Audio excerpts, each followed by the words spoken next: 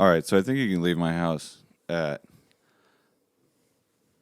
like 11:40 and still roll up smooth. 11:40 Or sorry, not 11:40. for a 7 a.m. lesson. You see how good I am at making lessons. So you're talking about 6:40? Yeah, 6:40 Uh, or 6. I don't know. It's like 15 minutes. okay. So, but anyways, we're are we on? I mean, Wouldn't it be funny if you I- have all the electronics in front of you. I don't know.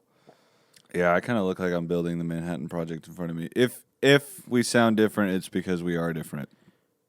We're upgraded. We're changing all the time. Yes, we're constantly changing. So, I have a heat source next to me. If everyone sees this light, yeah, we wanted you to look like you have shiny armpits. that has been my dream in life, Yeah. is to have shiny armpits. Mm-hmm. Should I be close to the mic like this? Yeah, Should so I be, these are like, called right on there like these are this? called dynamic microphones. This Okay. is a Shure SM7B, and it basically what it does is it allows you to have somebody like basically start yelling into the microphone, and it won't start crackling or whatever. Like you can handle. But that being said, if you start to go on other sides of the microphone, then it doesn't sound very good. Now it takes. I could do a whole podcast on how to set all this up because I've been learning so much in the last 2 weeks about audio equipment and all that kind of stuff because basically what these microphones do is they start out at negative 60 decibels and you have to gain them up to 0.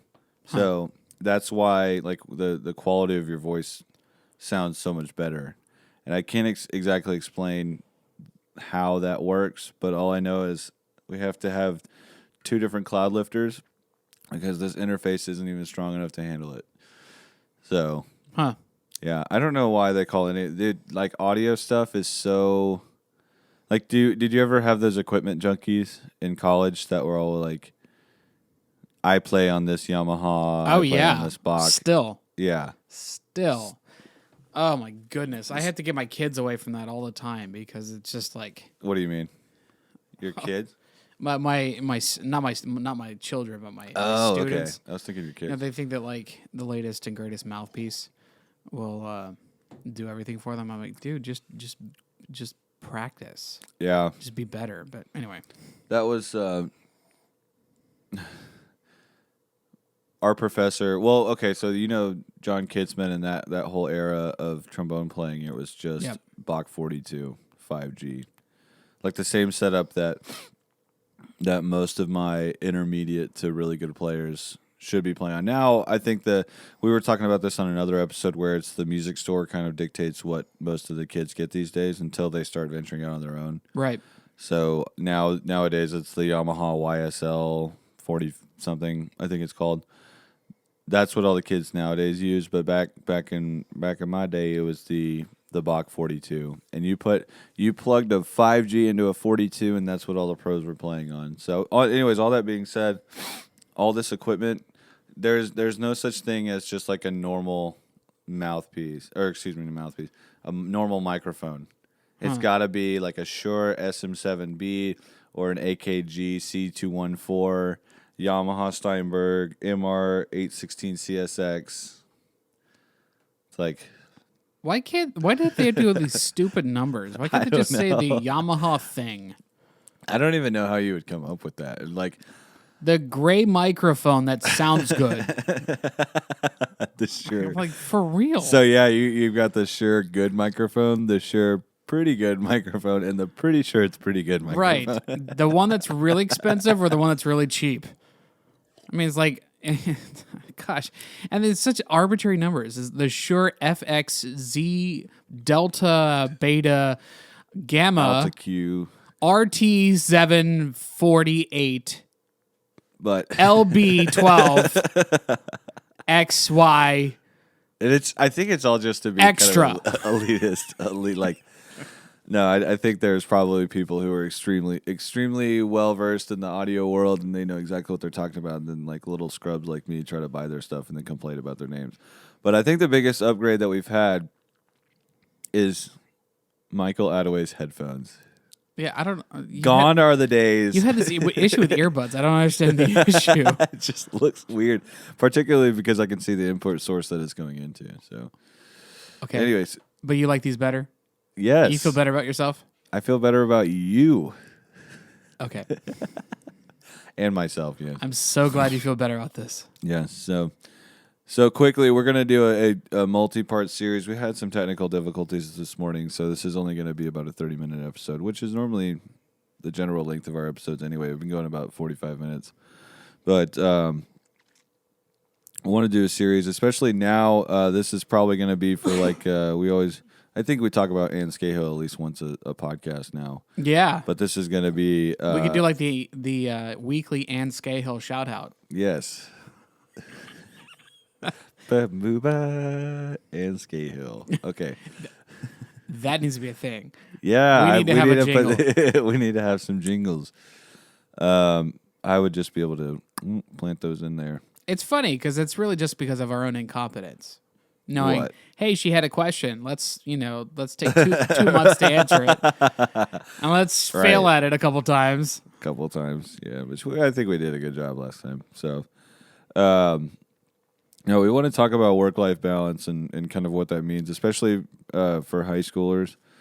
And if you're a middle schooler that listens to us, or somebody who has nothing to do with anything band related, we can talk about work-life balance outside of band also. Right. So this is definitely not going to be something that we can cover in the next, I don't know, maybe even 2 or 3 podcasts, but we'll do a multi-part series on, let's do marching season for high schoolers first. Okay. Okay. I know it's very specific, but that's kind of what I'm dealing with. I'm starting to tech again at the high school, by the way. Are you really? Yeah. So You just couldn't stay away. I just couldn't stay away. It's too much fun. And there's a lot of, it's good. It's a really good program, but you can tell that the kids haven't been as scared because Nobles isn't running around in the field.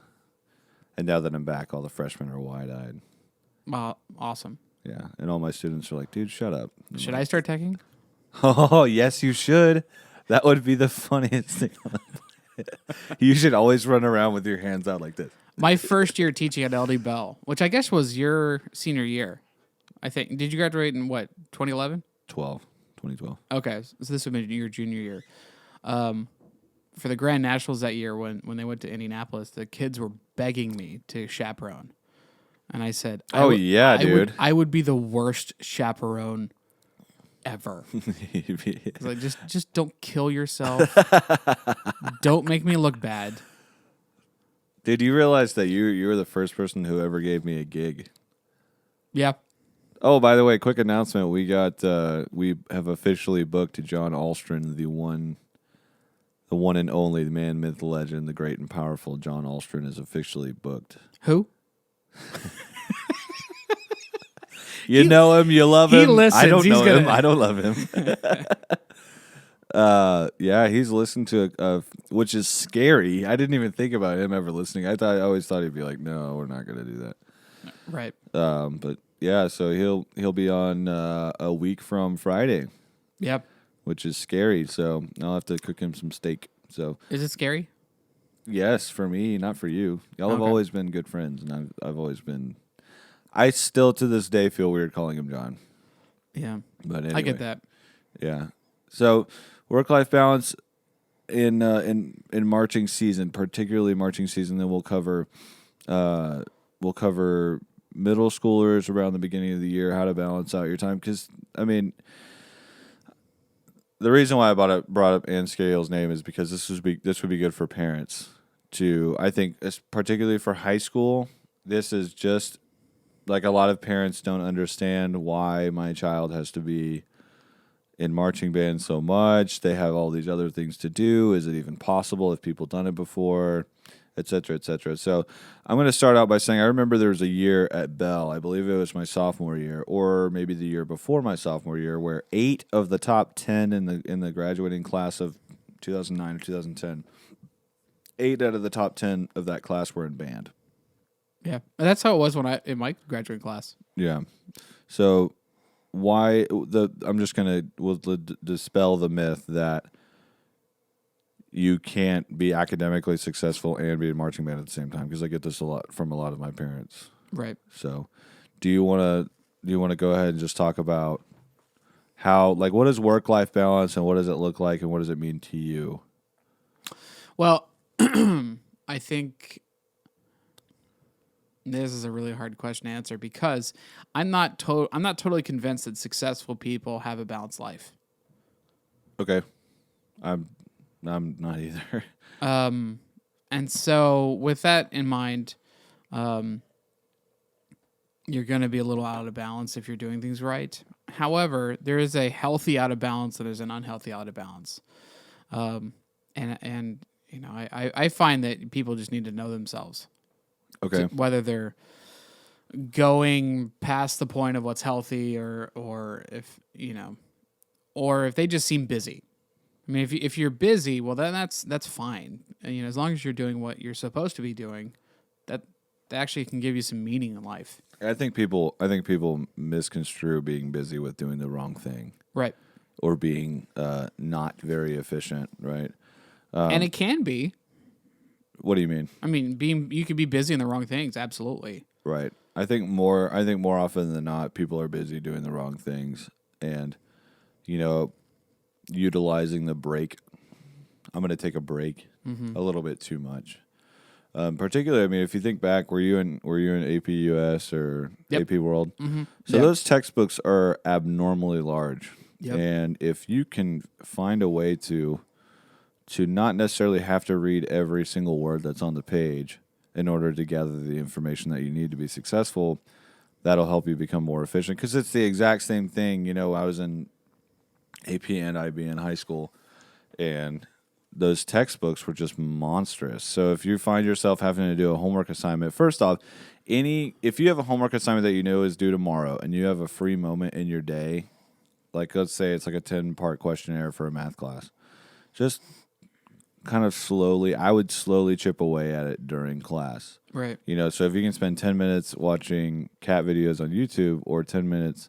And by the way, we're talking to people who are like aspirational. Right. You know, we're not particularly talking to people who, perhaps, like, I guess, A, don't want to be good at their instrument and band, or B, don't want to be academically successful. You know what I mean? Right. The drifters. The drifters, right? So I would always take those little moments of time and utilize them to my advantage, getting the busy work done, right? The busy work is what's going to make you feel anxious or whatever. So marching band, outside of that, like if you've got marching, like last night we had rehearsal till 8:30 and you've got a pile of homework to do, can we just say that it's fair that that's just basically a fact of life for you during marching season? Yeah. Like, Yeah. it's I don't going think to there's any happen. way of getting around that. Yeah. Because I don't know how it was for you, but I always felt like every class I went to in high school, the teacher felt like that was my only class that I was taking that semester. Yep. So was that how it was for you? Oh yeah. Yeah. So you just kind of have to accept it and go, okay, do what I call embracing the suck. Like, this is going to suck, and there will be The some good old Mike Eustace line. Just settle and relax right into the suck. It's such. I've used that so many times since he said that. Yeah, it's a beautiful phrase. You know what the dirty secret is about AP classes? No. And maybe I shouldn't say this, but whatever. I actually care about my students more than I care about AP classes. There are many colleges that don't accept AP credits. If you get a 5 on the AP test and you go to Harvard, they're going to look at you and say, I don't care. Right. There are quite a few, actually. There's a growing number of colleges that will not accept AP credits. I wonder why that is, because But- those tests are really hard. But anyway. But they will take all dual credit classes. So if you do a dual credit, What? yeah. So like I at did not Prosper know High that. School, when college comes in, and you take economics, let's say, where you get high school credit and college credit at the same time, every college in the country, because Colin is accredited, will take that transfer credit, and it's easier. It's way easier, dude. Dual credit was always the class that like the druggies took to get their college credit. Yeah, I mean No the offense, that was a hardest stereotype, but the yeah. hardest year of all of my schooling. We're talking like bachelor's, master's, and I would probably even say if I did a doctorate even then was my junior year of high school. And it's because I took all these stupid AP courses. Yeah. And I mean, I get it that you want to be academically successful, that you want to look good, but you also need to keep in perspective that maybe you shouldn't kill yourself. As far as workload goes. Yeah. In particular, if you're one of the better instrumentalists of your class, like if you're a consistent all-stater, or you have potential to become a consistent all-stater, or you think you want to go pro, I mean, it would be awesome to be able to not only have the time to practice, but have a practice session that doesn't have to be super stressful, because I know that I'm putting off my 7 classes worth of homework. Now, I'm going to tack on to what you said. For me, it was worth it, but I also went to an in-state school, and one thing that you have to consider, sorry, I'm getting a little scatterbrained. The point is still the same for you, because you're still getting the credit. Like, you're still gaining the credit if you take a dual credit class. Right. The credit still exists. So the point that I'm making is kind of moot, but I took 2 AP tests. I took the 2 histories, and then I took all the IB courses, and I got my IB diploma. That is what I was able to bring to the table when I was negotiating the scholarship that I was getting at the university. See, a lot of kids don't understand that if you are a talented enough player, these committees are it's basically you're like negotiating a contract. Yeah. So now with football, when Jalen Hurts switched over to Oklahoma, there's no question he's not paying anything because he's a superstar. But for you, they're going to basically say, we want to give you a full ride. What are you bringing to the table besides your talent? Oh, I have 27 hours of college credit, which is what I had going into the university. And they saw my SAT scores and my ACT scores, and they said, okay, well, yeah, we can find a way to, this is what you bring academically to the table. We can find a way to bring our end to the table and essentially combine those 2 things to give you a full ride. But even if I had taken all those courses, which, by the way, exactly right, the hardest years of my life, no doubt about it, were my junior and my senior year of high school, when, dude, I would carry around an 8.5 by 11 piece of paper with fine print writing of all the things that I had to do. Yeah. And I was up until 2 a.m. every single night. Yeah. And you know what? I made All-State that year. Same. So so you can do it all. You just got to be really good with your time. Yeah, and just as a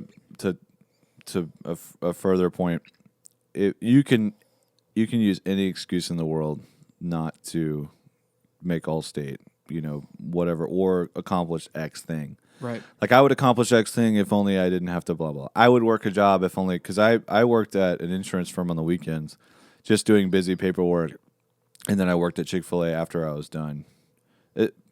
Post-marching season, it's very, very, very difficult to hold down a job that works during the week.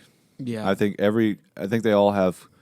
Well, it was different also at Bell because we had morning rehearsals. We would rehearse from like 6 in the morning until 8:30, which I can't even imagine some of these kids trying to rehearse at 6 in the morning. But I was always. I think that's kind of why I live the way that I live now, is because that's just what my body is used to.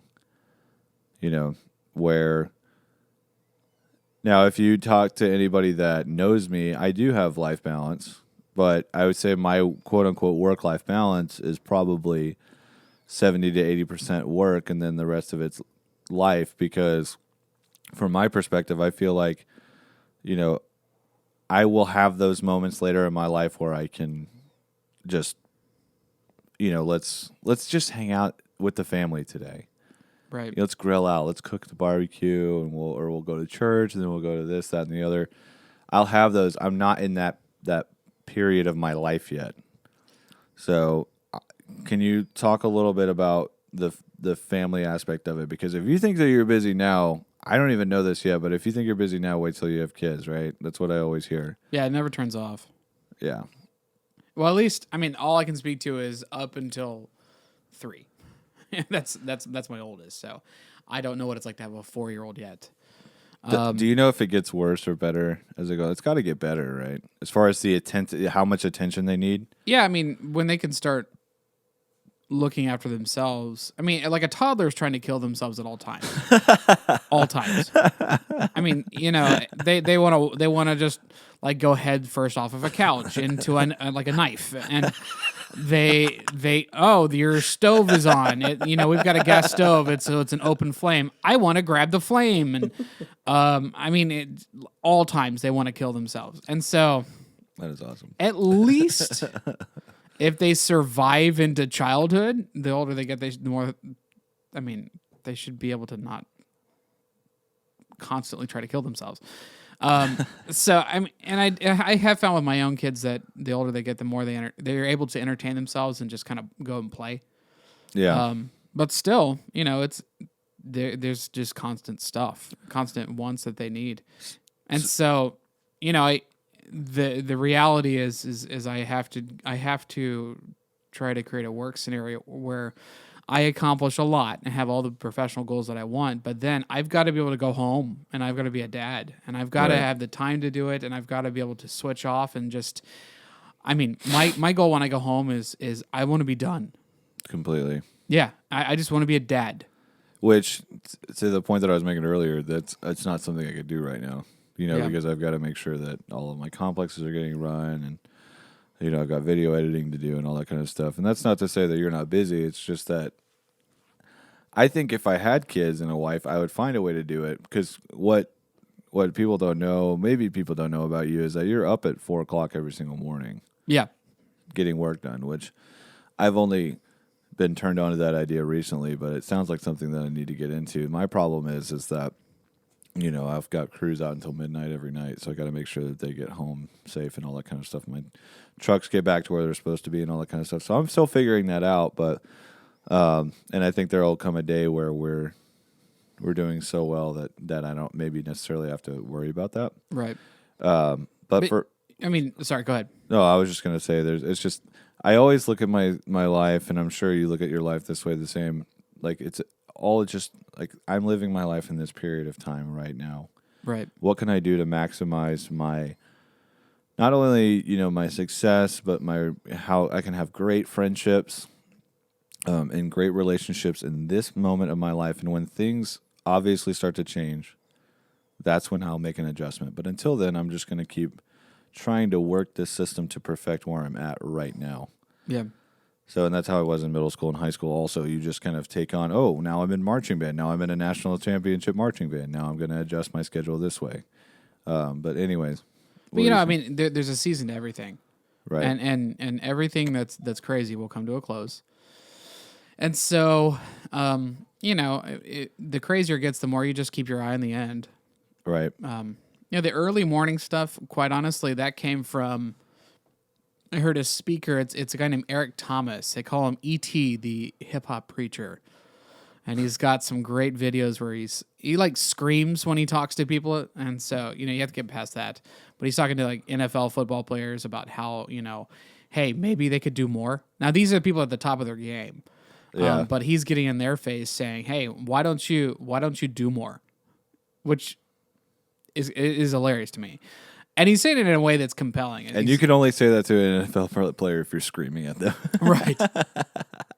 But he talked about how he started looking at his stories that he grew up homeless, and now he's like a multi-gajillionaire as a motivational speaker.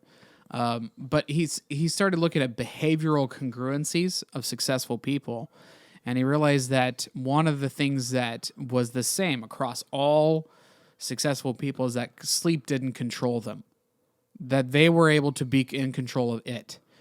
And so either they were people that got up early, like real early, or they were people that stayed up late. And they were just able to use that extra bit of time to get tons done. And so, I after I turned 30, I realized that I was useless after about 10 o'clock. And so I thought, okay, well, There's no sense in trying to do the late stuff. Why don't I try to get up early? See, I'm the complete opposite. Now I say that because I listen to Darren Hardy every day, and he's like, "Yeah, I used to be a night owl, and then I sucked it up and started getting up early." And it's like kind of Jocko Willink-esque, where it's like, don't be a piece of crap, just get up early and do it. Kind of rah hustle. But I know a couple of people who are very successful, and they are late night people. Yeah. And Some people are like that. they hone in at when everyone goes to bed, and I think that's the factor, right? Is when the house is quiet and when the house is asleep. Doesn't matter if it's 4 a.m. or 2 a.m, really late at night. Like when everybody is asleep, that's when you can get your work done. Yeah. And that's when I think when you talk about being either the head of the household or being with a partner, it's like that's kind of where it's at is, I can give my full attention to my kids or to whoever.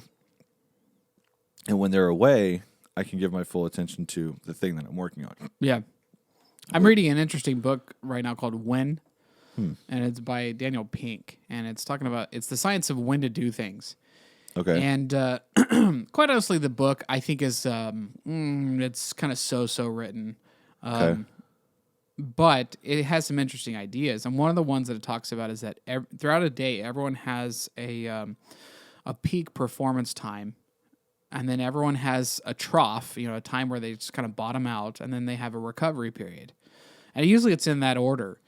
And Okay. whenever you're Is this energy wise or productivity? Okay. yeah, and whenever your trough is, that there's a natural time that everyone hits. That kind of determines whether you're a night owl or an early morning person. 80% of the population is kind of mid, and so they peak out around 11 o'clock, and then they start to bottom out around 1, 2, 3 o'clock, and then This is AM and PM you're talking about? yeah, 11 a.m. 1, 2, 3 o'clock p.m.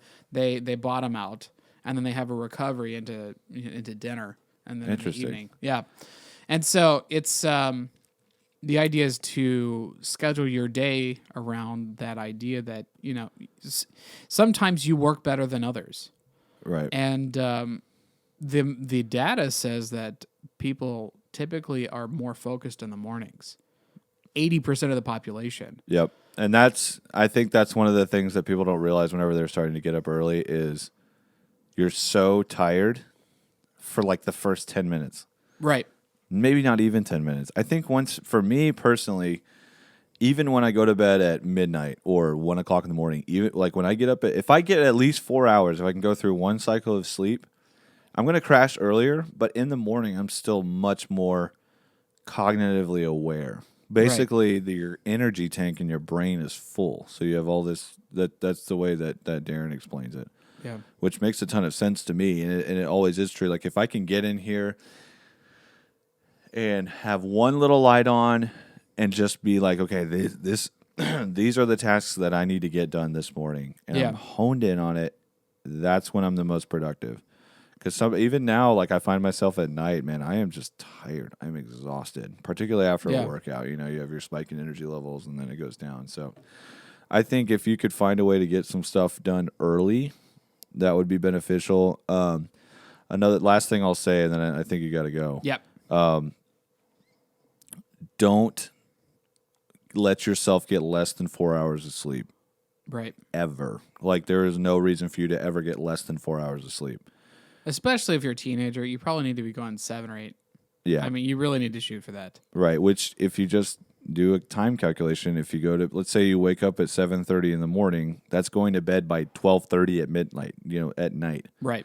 That is totally doable, and I don't know that there's room for argument there. But, anyways, great topic, I think, and I think it's going to be super useful. We could start to kind of dive into middle school and then adulthood, college, beyond. I think we could do a multi-part series here. And I'm also reading Millionaire Next Door.